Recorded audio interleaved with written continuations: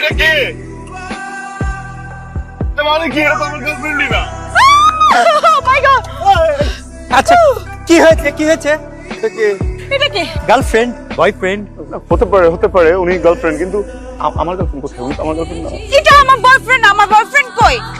Sorry madam, sorry sir, হালকা একটু technical problem হয়ে গেছে। নেটওয়ার্কের ঝামেলার কারণে হোয়াটসঅ্যাপের মেসেজ আদান প্রদান একটু ঝামেলা হয়ে গেছে। আপনার বয়ফ্রেন্ড তার গার্লফ্রেন্ডের সাথে আর আপনার গার্লফ্রেন্ড তার বয়ফ্রেন্ডের সাথে নিউ বর্ডারে চলে গেছে। আপনাদের দুজনকে আমি এখানে নিয়ে এসেছি। তাহলে একটু বর্ডার ক্রস করা দেন না, আমার গার্লফ্রেন্ডের সাথে আমার মিলা দেন।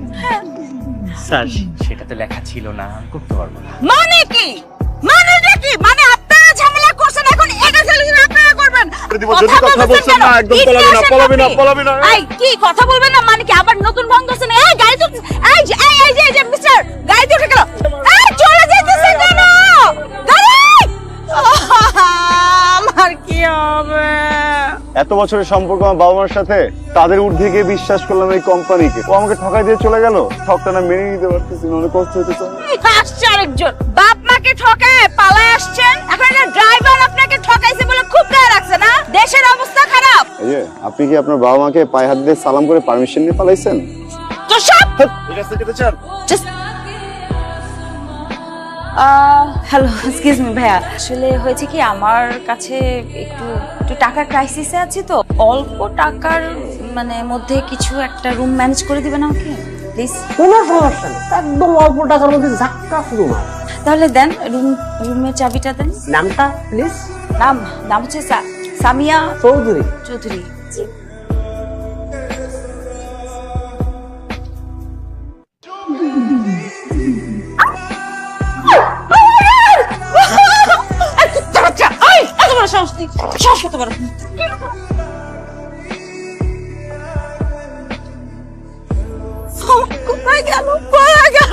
আস্তে দৌড়াতেছেন কেন?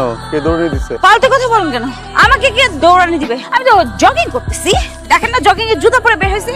আপনি কি করতেছেন? আপনি আপনার গার্লফ্রেন্ডকে খুঁজে পান নাই নাকি? হ্যাঁ কি বলবো কষ্টের কথা, আমি এখানে একটু ঝামেলা আছে। কোন সুন্দর পুরুষকে যদি এরকম শেরওয়ানি পরা দেখে, মেয়েরা বিয়ের জন্য দৌড়ানি দেয়। আমি কোন রকম পালায় এসেছি। কি জানেন আপনি একটা সেলফ অবসেসড নার্সিসিস্ট সামথিং। শুনুন দেখেন, আপনাকে একটা কথা বলি। আমার বয়ফ্রেন্ড আপনার গার্লফ্রেন্ড একসাথে আছে, আমাদের দুইজনের প্রবলেমটা কিন্তু সেম। একসাথে টিম ওয়ার্ক করতে হবে। Hashtag team work. Team work. ওদিকে যাওয়া যাবে না, ওদিকে বিপদ।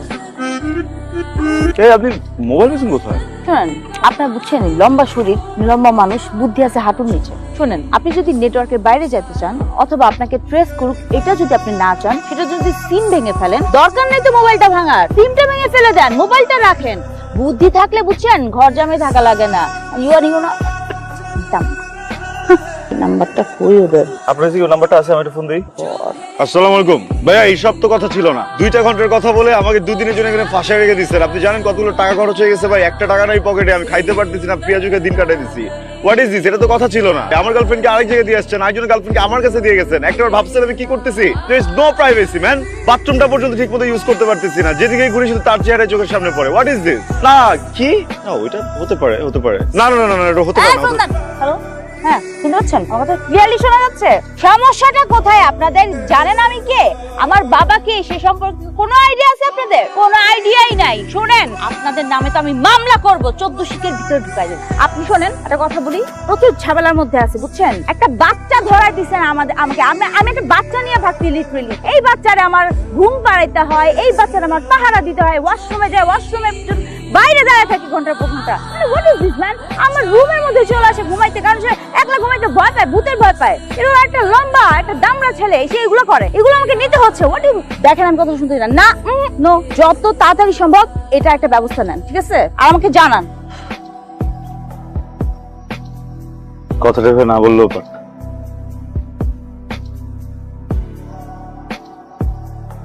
হেই, আপনি আমার উপর রাগ করছেন না? তাহলে একটু কথা বলেন না। একটু কথা বললে কি হয়? না। আপনি তো মেয়েদের মতো করেন কেন বলেন তো? সমস্যা কি আপনার? বলেন কি বলবেন? শুনেন, ওরা আমাকে আবার ফোন করছিল এন্ড দেন আমাকে ইনফর্ম করলো যে ওদের দুজনের খোঁজ নেওয়া হচ্ছে। অলরেডি ওদের একটা টিম চলে গেছে এন্ড কালকের মধ্যে কোনো না কোনো ব্যবস্থা হয়ে যাবে, আমাকে ইনফর্ম করা হবে, তারপর আমরা মুভ করবো। ওকে? কালকে? ইয়েস। ওই হ্যালো, হোয়াট?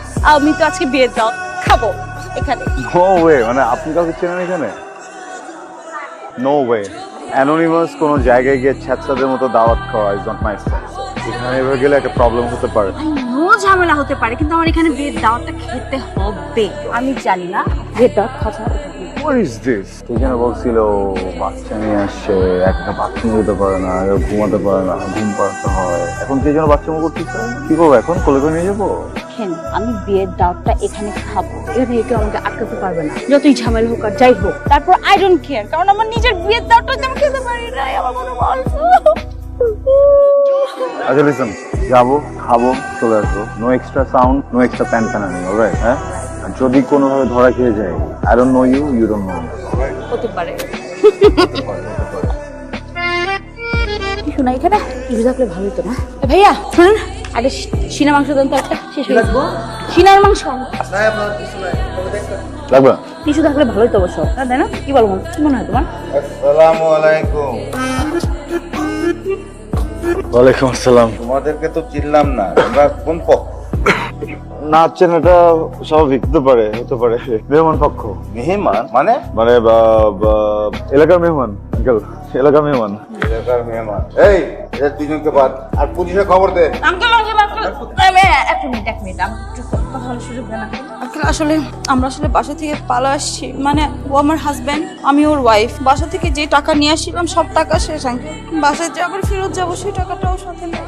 কিছু যে খাবো সেই টাকা তো দূরের কথা আঙ্কেল। 2 দিন ধরে পানি খেয়ে আসি। দেখেন আঙ্কেল, আমার হাজবেন্ড কত না। আমি ভাবলাম যে আপনাদের এখানে খাবারের নাম শুনছি, ভাবছিলাম যে খেয়ে আপনার মেয়ের জন্য আমরা দুজন মিলে অনেক দোয়া করবো, মন থেকে দোয়া করবো। আমার তো মেয়ে না, আমার ছেলে। ওই আঙ্কেল, হতে পারে, হতে পারে। সমস্যা নেই, আমাদের খাওয়া শেষ, আমরা এখনই চলে যাবো আঙ্কেল। চলো যান, চলো। বসেন বসেন বসেন বসে। এই কে আছিস? এদিকে আয়। আপনারা ভালোভাবে খাওয়া দাওয়া করেন, আর আমার ছেলের জন্য একটু দোয়া করুন। অবশ্যই অবশ্যই আঙ্কেল, অনেক দোয়া করবো, মন থেকে দোয়া করবো, তাই না? যান। আঙ্কেল, আমার ঠান্ডা শেষ হয়ে গেছে। এই এক বোতল ঠান্ডা নিয়ে আয়। জি আঙ্কেল, অবশ্যই। আসসালামু আলাইকুম। আচ্ছা, আমাদের না এখন আলাদা আলাদা রুমে থাকা উচিত। ওরা যে কোনো সময় চলে আসবে। কি বলো, যে কোনো মুহূর্তে চলে আসবে? ওরা অনেক দূর থেকে আসতেছে, ওদের আসতে অনেক সময় লাগে। উঠবার তুমি না পাবে একটা কিউট বাড়া। সারা জীবন শুনে আসছি সবাই আমাকে বলে টাউট বাটপার, তুমি আমাকে বলতেছো কিউট বাটপার। ব্যাপারটা খুব ইন্টারেস্টিং। তুমি না খুব ডিফারেন্ট আছো, ব্যাপারটা ভালো। আমার না আসলে উচিত ছিল তোমাকে নিয়ে ভেগে যাওয়া, তাহলে জীবনটা আসলে অনেক সুন্দর হতো। কতদিন বললো? আমার গার্লফ্রেন্ড তো মনে করে আমি এই দুনিয়ার সবচাইতে ভালো সাদা মনের মানুষ।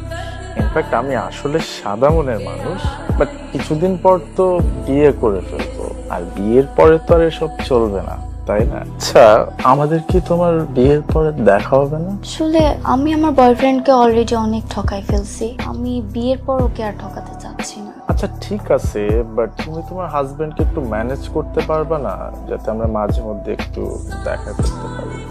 ভাবছিলাম ওকে আর ঠকাবো না, তাও তুমি যদি বলো টুকটাক টুকটাক। টকটক টকটক।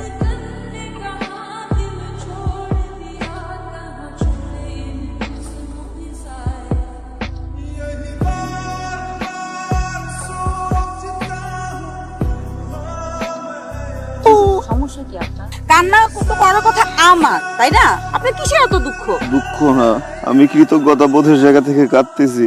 কৃতজ্ঞতা বোধ কার জন্য? আপনার কৃতজ্ঞতা বোধ? সৃষ্টিকর্তা, একটাবার ভেবে দেখছেন ওদিন যদি আমি ভুল করে আপনাকে নিয়ে না পালাই, ওই মেয়েটাকে নিয়ে পালাইতাম, টকের ঘরে ঠক টক তো আমার বউ থাকতো, আমাকে টুকরে টুকরে খাইতো, আমি টেরও পাইতাম না। আহা কি শিহরণ।